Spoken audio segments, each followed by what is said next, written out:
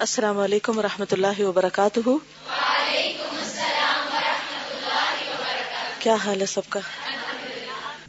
الحمد للہ. نحمده ونصلی علی رسولہ الکریم. اما بعد فاعوذ باللہ من الشیطان الرجیم. بسم اللہ الرحمن الرحیم. رب اشرح لی صدری ویسر لی امری واحلل عقدۃ من لسانی یفقہوا قولی. توبہ سے انحراف. انحراف کا کیا مطلب ہے؟ منہ موڑنا، کنارہ کشی کرنا. آثار معاصی میں سے ایک خطرناک اور مہلک امر یہ بھی ہے کہ گناہ بندے کے قلب کو کمزور اور پست ہمت بنا دیتے.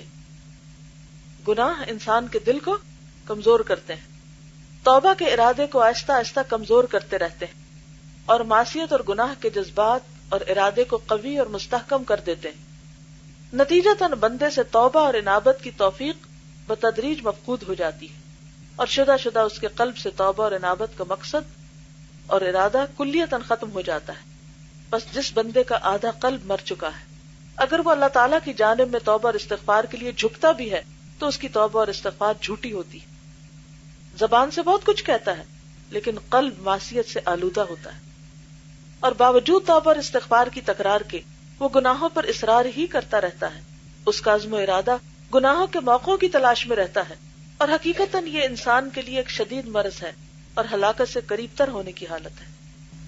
سبحانک اللہم و بحمدک نشہد ان لا الہ الا انت نستغفرک و نتوب الیک. السلام علیکم ورحمۃ اللہ وبرکاتہ. وعلیکم السلام ورحمۃ